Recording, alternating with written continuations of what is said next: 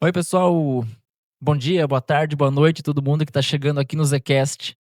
Eu sou o professor Gustavo, professor de História aqui da Escola Zélia Scharf, e hoje nós vamos estar fazendo a abertura do nosso podcast de uma série de vários episódios a respeito da história de Chapecó. E eu queria começar agradecendo ao PIBID da UFES, que é graças a esse projeto que a nossa série deu certo. Eu quero agradecer ao professor Everton, que é o coordenador do nosso projeto. Quero agradecer ao Marcelo e a Élica. Sem eles não seria possível esse projeto, tanto na parte de organizar as turmas, os alunos, aí atrás de convidados, enfim. Tudo isso foi extremamente importante. E eu quero também agradecer o Zélia, né, também por ceder o espaço, né, por toda a paciência, né, que tem aqui com os nossos projetos. Agradecer todos os alunos envolvidos do segundo ano do ensino médio noturno aqui do Zélia. E também, de antemão, eu já quero citar alguns nomes dos convidados que vieram para depois a gente explanar um pouquinho a respeito disso. Então, nós recebemos aqui nomes de peso, como a Mônica Haas, falando a respeito do linchamento de 1950 em Chapecó, o professor Fernando Wojniak, falando sobre o Vicente Morelato, nosso poeta de cordel, o professor Emerson, falando a respeito da trajetória dos caboclos aqui na nossa região, o professor Clayton Márcio da Silva, falando sobre regime militar aqui em Chapecó, o professor Vitor Marcelo Vieira, falando a respeito da trajetória da Igreja Católica aqui na nossa região, e também a professora Adriele, falando da questão ambiental e madeireira. Então, uma saudação aos presentes aqui na mesa, Marcelo, Élica, se apresentem, falem um pouquinho a respeito do nosso projeto. Então, gente, só tenho a agradecer a todo mundo que está aqui hoje aqui na mesa. Foi um projeto muito legal de se organizar, né? Toda a parte de pesquisa, organizar com os alunos sobre o que a gente ia tratar, até da parte de convidar, né, os professores. É, foi algo muito interessante e uma experiência nova, né? Então, da mesma forma, agradecer ao Gustavo, agradecer ao Marcelo, ao Zélia por a gente ter conseguido manter esse projeto, ao PIBID, ao Everton, nas minhas palavras, as palavras do Gustavo. E também aos alunos, porque a ideia inicial de fazer cada um fazer o podcast foi um deles, né? A nossa ideia era fazer outra coisa, era fazer um podcast, alguns iam fazer podcast, outros cordel, se eu não me engano, outros maquete, e aí todos eles acharam legal a ideia do podcast.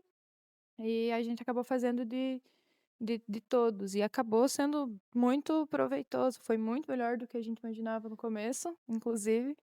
Exatamente, né? Eles toparem aparecer aqui, serem gravados, toparem fazer o roteiro, é, se, se comprometerem com isso. Isso foi muito importante para a gente ter conseguido fazer esse projeto, né? Então, todos os alunos do Zélia, muito obrigado. Isso. E bom, como esse é um episódio de abertura, eu acho interessante a gente explanar um pouquinho o que foi falado, o que cada um dos convidados falaram, para depois a gente dar uma passadinha aí sobre a história da Chapecoense, aproveitando a presença da Élica aqui. E também dar essas boas-vindas mesmo a essa nossa série que está muito legal, que está muito bacana mesmo. Acho que é a principal série que nós fizemos aqui desde o início do Zcast, que já tem 1 ano e meio. E é isso aí. Mas então, gente, nós recebemos aqui a professora Mônica Haas, né? E para nós foi um privilégio enorme ter essa professora referência, tanto acadêmica quanto pessoal, enfim, né? A trajetória dela é realmente sensacional aqui na nossa região. E por isso a gente ficou muito feliz de tê-la aqui no nosso podcast. Bom, ela falou um pouco sobre esse episódio traumático que nós tivemos na região, que inclusive agora no mês de outubro de 2025 completou 75 anos, né? Então, gente, o que vocês acharam desse episódio? Então, primeira, o que compartilhar o nervosismo de trazer uma pessoa como a Mônica Reis, né? Pro primeiro episódio, Para né? o primeiro episódio do nosso podcast, falar com os alunos. Então, gente, a gente vai trazer uma pessoa muito importante, a principal pesquisadora sobre esse episódio. E ver esse episódio acontecer foi louco. É o que eu posso dizer, foi louco, né? Ver ela aqui com os alunos entrevistando ela, falando sobre como foi escrever o livro, né? Como foi esse episódio tão importante aqui para Chapecó que mudou fez a Chapecó mudar drasticamente, né? E foi um episódio, como foi o primeiro, a gente não sabia o que esperar dela, né, da convidada, não sabia o que esperar dos alunos. A gente não sabia o quanto eles iam engajar ou não. Então foi realmente, e aí chegou, ela estava nervosa, aí a gente não sabia também como dizer: "Não, fica calma", né, porque a gente também não estava calmo. Então foi um episódio muito legal, assim, foi muito diferente até pelo currículo da Mônica, né. Exatamente, né? Levando em consideração, né, que a forma que a gente está fazendo o podcast é os alunos entrevistando ela como uma pesquisadora tão importante que é muito bom. Então, nessa esteira do linchamento, né, nós recebemos aqui o professor Fernando Wojniak, também da Universidade Federal da Fronteira Sul, falando sobre o Vicente Morelato, que é um professor, né, que escreveu um cordel a respeito do linchamento. Também tem uma trajetória bastante interessante aqui na nossa região, né, ele reflete bastante as contradições que nós temos aqui na nossa região também, né, de interior, de resistência em um lugar culturalmente muito, talvez, conservador, muito limitado. Então foi muito bacana. O que que vocês acharam, pessoal, do Voja aqui na nossa mesa? Então, foi muito bom, né? Também outra pessoa, né, que tem um currículo gigantesco, né, nessa área da pesquisa, escreveu o livro, né, do Vicente Morelato, fez toda essa pesquisa, falou pra gente como foi escrever o livro, como foi ter essa experiência de ir pesquisar, falou sobre a história do Vicente Morelato, né, como quem ele era, né, onde ele vivia, onde morava, essa interação do professor Wozniak com os alunos foi muito boa também. Esse também era um episódio que a gente também não sabia o que esperar, né, porque o Fernando e a Mônica são pessoas muito diferentes, os entrevistadores eram diferentes, então foi literalmente uma nova experiência. Também foi muito legal ter ele aqui. Hã, Muito bem, mas sim, mas, realmente ter o Fernando aqui foi muito importante, justamente para a gente ver esse outro caráter, assim, né, porque apesar do livro do Fernando não ser exatamente uma biografia, né, ele é um trabalho acadêmico de levantamento a respeito da vida do Vicente Morelato. Mas é bacana, porque acabou complementando muito bem o episódio do linchamento, assim como nós tivemos também relacionado a esse assunto, né, a presença do professor Vitor Marcelo Vieira, né, ele é doutor em História pela UDESC, foi meu colega inclusive, né, então foi muito bacana tê-lo aqui, eu fiquei muito feliz dele ter aceito, né, é um grande professor também, ele falou a respeito, então, da história da igreja aqui na nossa região, destacando a questão da formação dos conventos, da formação das ordens religiosas aqui na nossa região. E, bom, é basicamente isso. Ah, inclusive, nesse episódio, nós tivemos uma maquete aqui na mesa da primeira igreja de Chapecó, aqui acabou pegando fogo. E essa maquete foi feita por alunos também aqui do Zélia, da turma 202. Então, já vou deixar aqui também publicamente esse registro, né, de agradecimento. Ter esse contato com o professor falando sobre a igreja de Chapecó, né? Lembrando que tanto o episódio da Mônica quanto o episódio do Voji, e ele a gente tenta, claro, né, temporalidades, no caso da igreja, ele não fala só do episódio do lixamento, mas de como tá encaixada a paróquia aqui em Chapecó, né? Mas ter essa ligação, tanto do lixamento, do Vicente Morelato e a igreja, né? Porque um dos principais gatilhos para ter o lixamento foi a queima da igreja, né? Então foi super importante para a gente ter ele aqui falando, né, sobre como está encaixada a paróquia aqui, como está organizada a região também aqui com a igreja. E até mesmo sobre a importância que a própria paróquia, que a própria diocese teve, né? A importância que a diocese foi tendo ao longo do tempo também como bispo Dom José. Também pelo bispo Dom José e por tantas lutas que a gente teve, principalmente no século passado, no final do século passado, sobre coisas tão importantes. Então, o professor ele explana sobre essas coisas e essa luz de que a igreja, sim, foi algo muito importante, né, foi algo muito central, principalmente quando a gente fala do linchamento, e segue muito, muito central até os dias atuais. Exatamente, né? Lembrar, né, que a importância da igreja aqui para a cidade, né? Enquanto a cidade estava se desenvolvendo, todas as pessoas, o que elas tinham seu ponto de encontro aqui entre as famílias era justamente a igreja, né? Então, pro começo ali de Chapecó, né, desse crescimento populacional, desse crescimento como cidade, ter a igreja como ponto central ali no centro, é super importante, né? E esse centro é porque nessas épocas, metade do século passado, um pouco antes talvez até um pouco depois da metade, eh, a cidade girava em torno da igreja. Então a igreja ficava na região mais central e a igreja era nos pontos principais. Então tínhamos a igreja, tínhamos um pedaço um ponto de comércio principal e assim sucessivamente, o mercado também.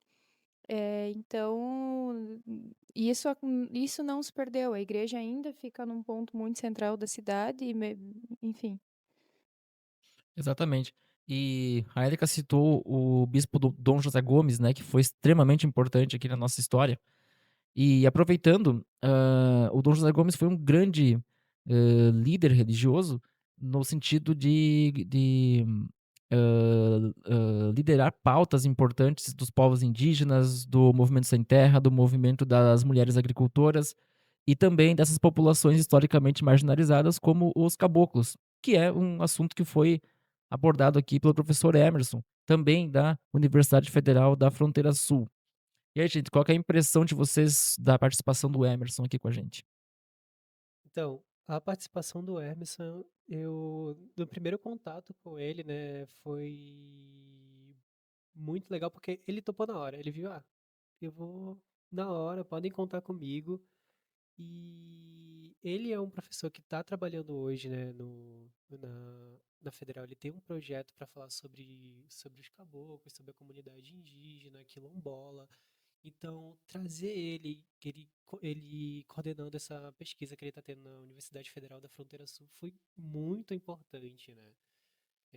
Ele faz trabalhos de campo, conversa com essas comunidades, ele também está envolvido com os projetos do MST, né, aqui na região, então trazer ele para falar sobre esse assunto foi incrível, eu acho que foi uma vitória da gente também, assim como a Mônica Reis, né, trazer esses professores que estão trabalhando frequentemente com os próprios assuntos que a gente tratou no podcast. São pessoas que sabem do que estão falando, né, que leram muito, que, estudaram muito, que produziram muita coisa para depois vir aqui. Então é isso que é o grande diferencial, principalmente até mesmo do Emerson, né.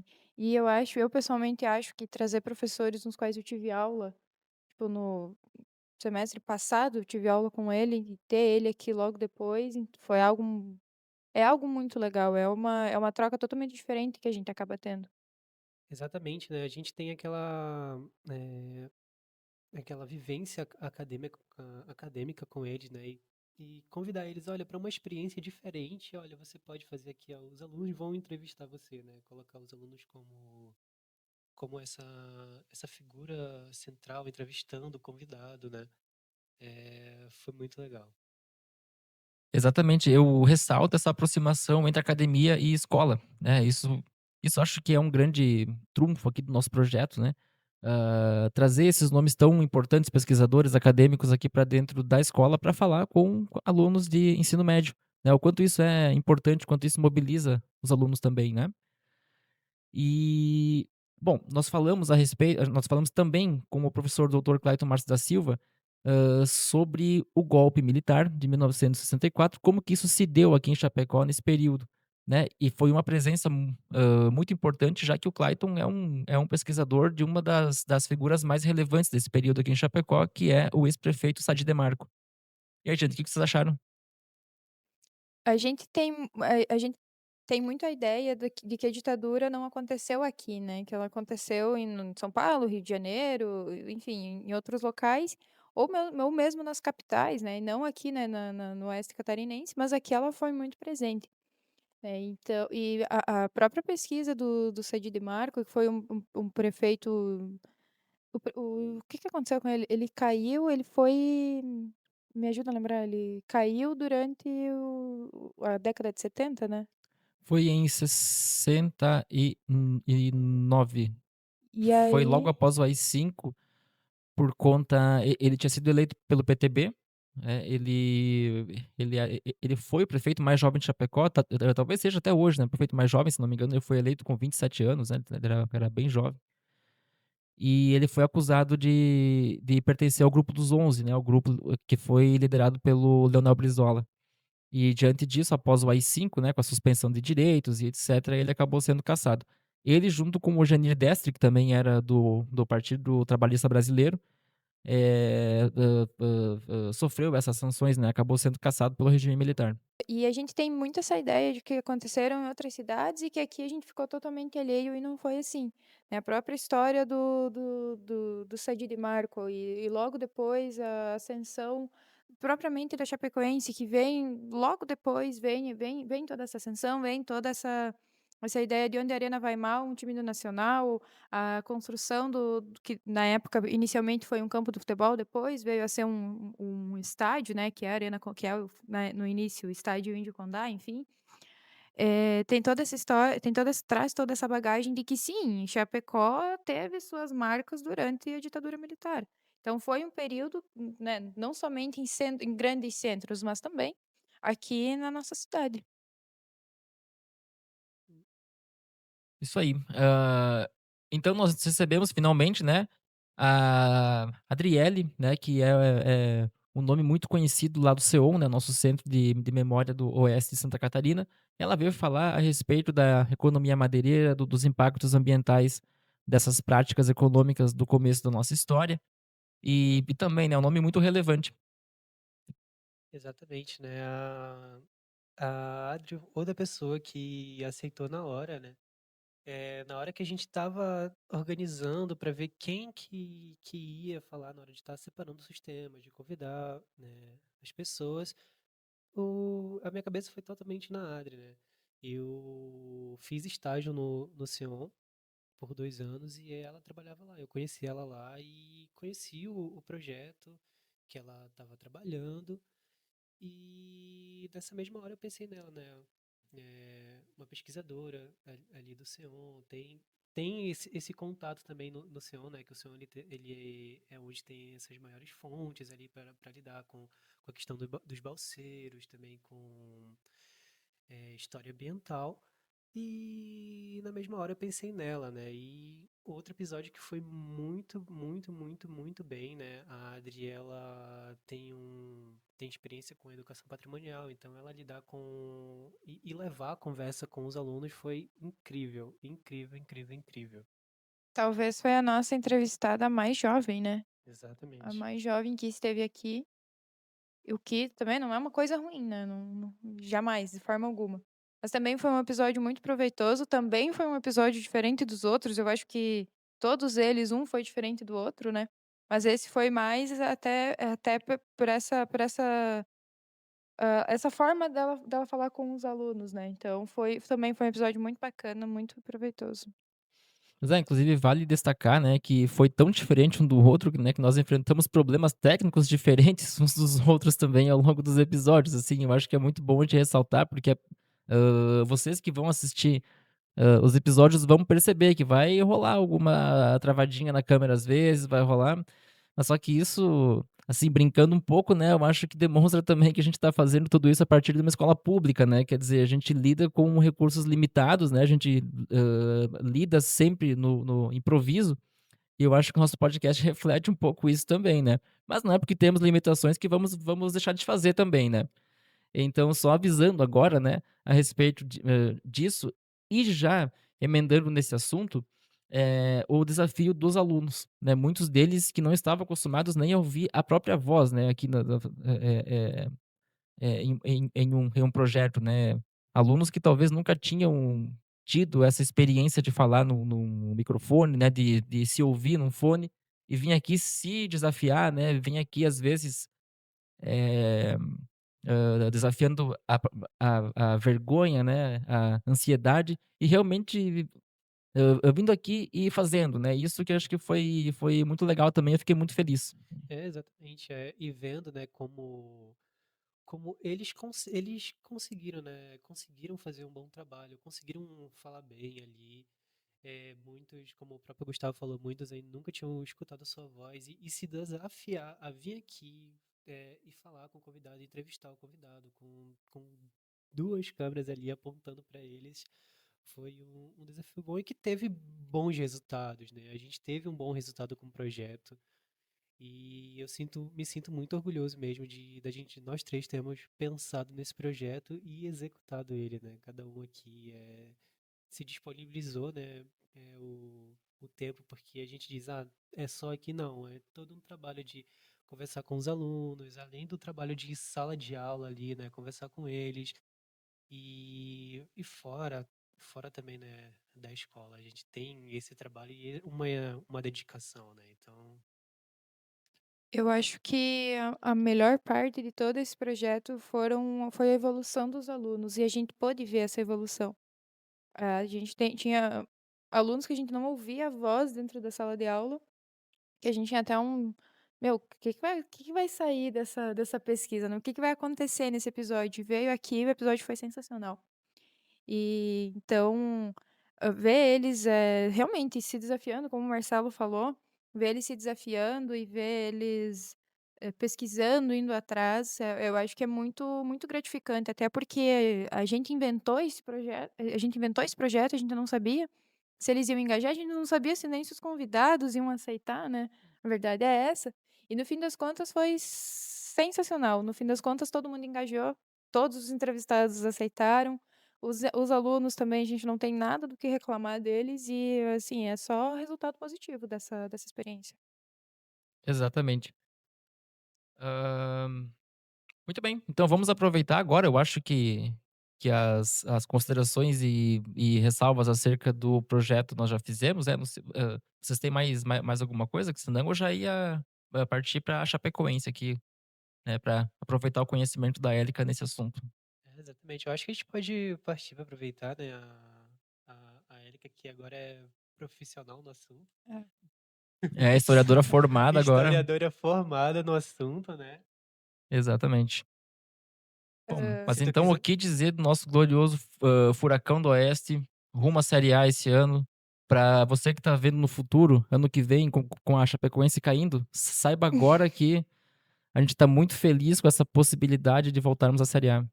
Lembrando que esse episódio está sendo gravado em 6, hoje é dia 6? Em 6. 6 de 6. novembro de 2025, ano que vem vai sim ter Inter e Chapecoense aqui em Chapecó, se o Inter não Se o cair. Inter não cair. Dependemos disso. Quem diria, né, cara? Se possivelmente Corinthians também. Ah, Corinthians? Por que não o Santos do Neymar também, Santos né? do Por que Neymar não o vindo Neymar jogar em Chapecó, né? Santos do Neymar vindo jogar em Chapecó. Não Não? tem boate que segura, hein, cara. O 49 que lute nesse final de semana. Então, sobre a Chapecoense. A Chape ela é fundada no dia 10 de maio de 1973 e esse era um momento muito importante para a história do Brasil. A gente está falando do penúltimo ano do governo Médici e foi nesse governo que justamente o Brasil é tricampeão mundial e é onde começa a proliferar o esporte, principalmente o futebol, né? Eh, e é onde começam a surgir campos de futebol em cidades mais distantes das grandes capitais, dos grandes centros. E com Chapecó não é diferente. Lembrando que Chapecó não foi só o futebol, né? A gente teve outros esportes, tivemos outros esportes que também foram importantes, mas principalmente o futebol. A ideia era profissionalizar o esporte na região, né, com essa ideia de criar a Chapecoense, e a Chape é fundada de 2 clubes amadores que já existiam na região, que é o Atlético Chapecó e o Independente. E essa ideia também era um mecanismo de resistência, visto que os habitantes aqui da região, né, eles torciam ou para o Grêmio ou para o Inter, em sua maioria, e até uma ideia de fazer com que essas pessoas que gostam tanto do esporte, que começassem a torcer para um time da região, sendo então a Chapecoense. E aí com 4 anos de história, a Chape consegue sua projeção nacional, desculpa, sua projeção estadual e ganha o seu primeiro campeonato catarinense em 1977. E com isso ela ganha o direito de disputar, o Campeonato Brasileiro de Futebol em 1978. Lembrando que nessa época era uma época em que muitos times de futebol eram criados, né, foram criados, e eram muitas equipes que participavam do Campeonato Brasileiro. São 8 foram cerca de quase 90 times que participaram do Campeonato Nacional, sendo a Chapecoense uma delas. Não foi uma participação, assim, que encheu os olhos de quem assistiu, mas foi uma participação importante, visto que eram 4 anos de existência, né. E aí a Chape ganha sua passando vários anos no tempo, a Chape ganha sua projeção internacional justamente em 2016, no ano que disputa a Copa Sul-Americana, que é o mesmo ano do acidente da Chapecoense, né, mas que a Chape consegue ser campeã da Sul-Americana, e a gente que mora nessa cidade, é uma cidade de 300.000 quase 300.000 habitantes, é uma cidade pequena, então, uma cidade desse tamanho conseguir levar um time para uma final de campeonato internacional é algo, assim, muito grande. E acho que a grande quando a gente fala na Chapecoense, a grande questão é quando a gente fala da ascensão do time que estava praticamente sem série, sem campeonato para disputar e do nada, entre muitas aspas, do nada, começa a disputar o campeonato da Série A, né. Então a Sharp passou por uma crise muito grande nos primeiros anos do século XXI. Então até 2002, 2003, 2006, correu um sério risco de fechar as portas. Até que em 2009 a CBF cria o campeonato da Série B e a Chapecoense é a escolhida. ah, hã, Cria o campeonato da Série D, para que clubes de todos os estados pudessem ter um campeonato. E a Chapecoense fica na Série D durante os anos de 2009 e 2010. No ano de 2010 consegue subir para a Série C, onde fica até 2012. Em 2012 sobe para a série B, né, em 2013 joga a Série B, é vice-campeã, né, fica só atrás do Palmeiras, na época que o Palmeiras não tinha tanto investimento. E aí em 2014 a Chapecoense consegue disputar a Série A do Campeonato Brasileiro, e muita gente dizia que ia cair, que já ia para a Série B em 2015, que já ia voltar, e a Chape ficou muito tempo na Série A, né, só foi cair mesmo depois do acidente, se eu não me engano, em 2018, salvo engano, foi quando, acabou caindo para a Série B do Campeonato Brasileiro. Sobre a Arena Condá, que também é algo importante da gente falar, a Arena Condá, ela surge como um campo, né, e esse campo é inaugurado em 1976. Na verdade são 3 atos da construção da Arena Condá, né. O primeiro é realmente do campo, que é inaugurado em 76. O segundo ato é das estruturas, quando deixa de ser campo e vira estádio regional Índio Condá, que é quando são construídas as primeiras estruturas, primeiras arquibancadas e também a sala de imprensa. E o terceiro ato é realmente a concepção da arena, com as construções das alas sul, em 2009, justamente para a disputa da Série D, depois da ala norte, no ano de 2010, e as alas leste e nordeste, numa grande reforma que aconteceu, para a Chapecoense poder disputar, hã, o Campeonato Brasileiro de 2014. Inclusive, Alex, só para complementar a respeito disso, aquela região onde está a arena hoje, ela era um complexo esportivo, né, ela foi justamente construída para Chapecó receber os jogos abertos. né, aqui do nosso estado. E tinha uma piscina olímpica, né, que nunca foi, assim, exatamente bem construída, assim, né, ela tinha algumas deficiências, enfim, né, hoje acabou sendo demolida, claro, né, ela foi pista de skate por um momento, né, uma pista informal, assim, né, que essas pessoas usavam, enfim, e é onde hoje está o centro de eventos. Além disso tinha quadras de tênis, né, tem o ginásio Ivo Silveira que também tá lá até hoje. E eu tenho boas memórias nos anos 90 no estádio regional de Condá. Uma delas, inclusive, que eu queria falar a respeito, não é exatamente uma experiência que eu tive, mas complementando uma coisa que inclusive o Clayton falou aqui quando ele esteve, a respeito de uma das figuras mais, proeminentes do empresariado chapecoense, que é o Plínio Arlindo Diniz. Ele era dono da Chapecó Alimentos. E para quem assistiu ao Campeonato Brasileiro nos anos 90 deve lembrar que tinha placas da Chapecó Alimentos nos jogos, né. Inclusive um time que quase foi campeão nos anos 90, que é a Portuguesa, ela era patrocinada pela Chapecó Alimentos, né. Inclusive a Portuguesa veio para cá em uma promoção da Chapecó Alimentos para jogar com o Grêmio aqui, né.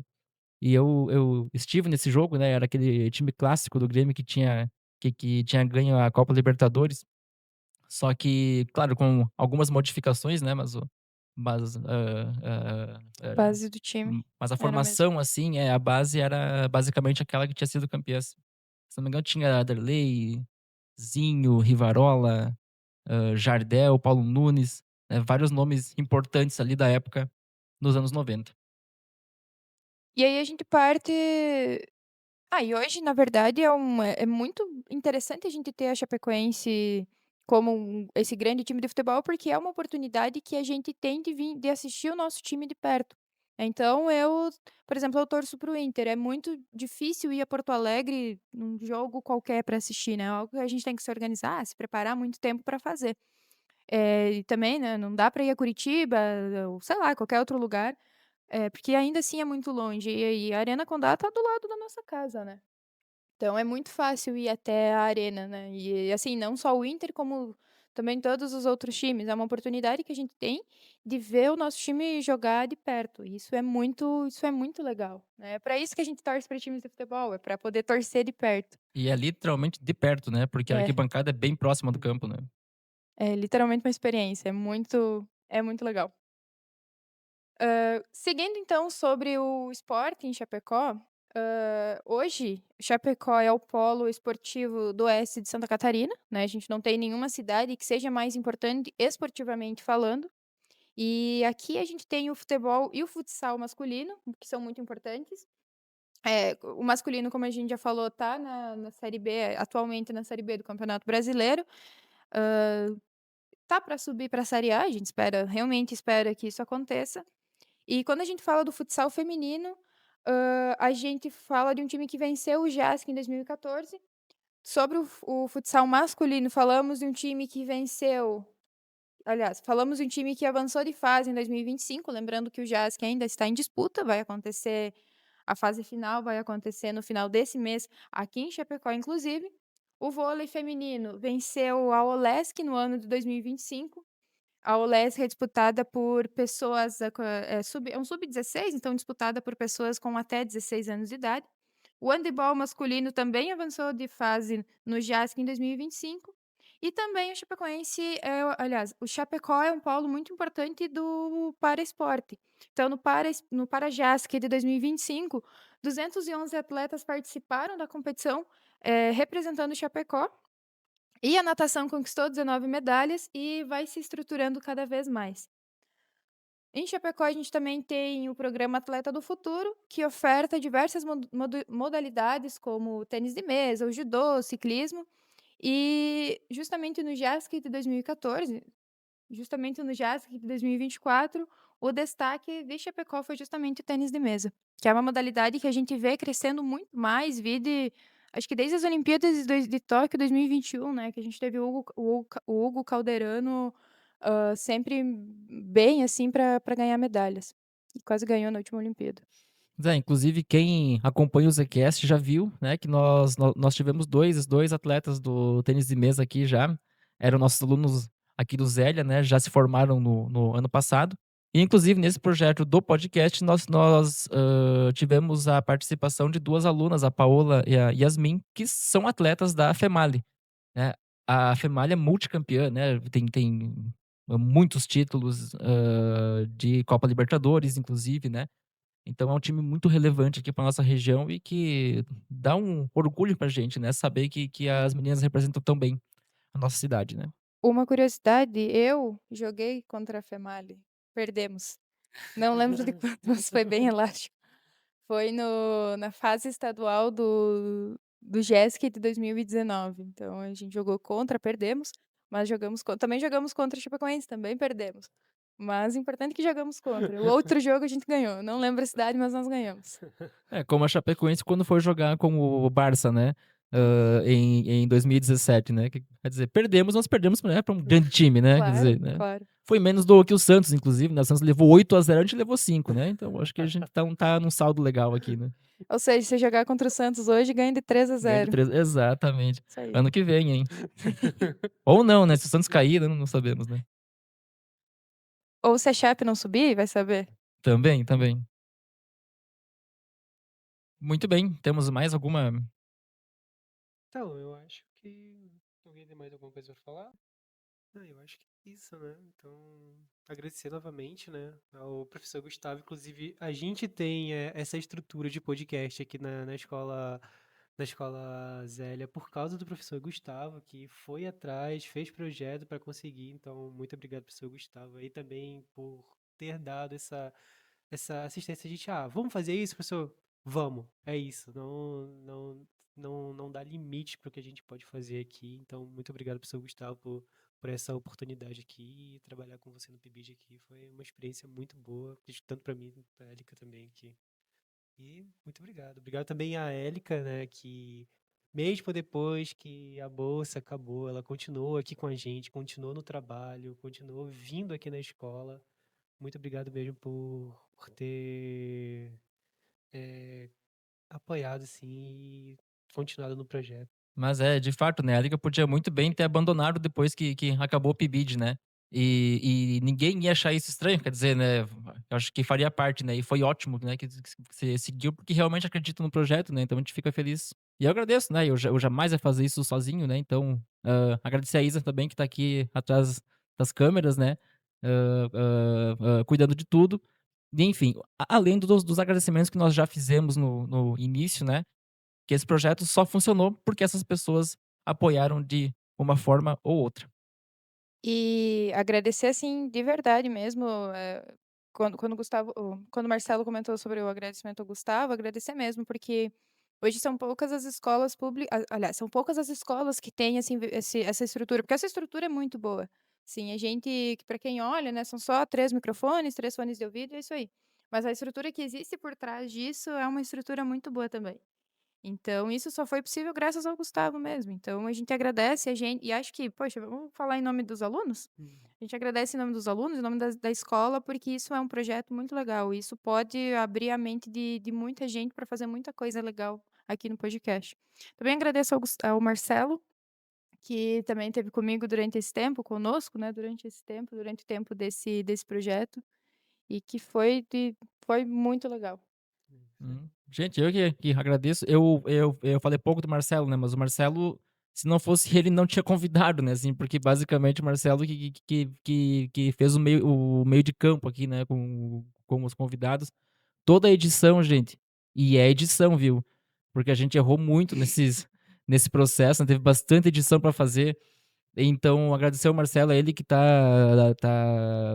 batalhando nisso tudo, né. Então a gente fica muito feliz. E também eu quero agradecer a Natália, né, que é a prof aqui do Maker, que também deu todo o apoio. Agradecer a prof. Miriam também, que não está no Maker esse ano, mas estava ano passado, e ela ajudou muito a construir esse projeto que tá dando frutos agora, né. Então, é isso aí, gente. Vocês querem falar mais alguma coisa? É isso. É isso, Sim. então. Gente, aproveitem os episódios do podcast, vão estar disponíveis e é isso, galerinha. Aproveitem bastante, foi muito legal produzir, acho que vai ser muito legal de assistir e ver como ficou no final. Valeu, gente. Abração, até mais. Tchau, tchau.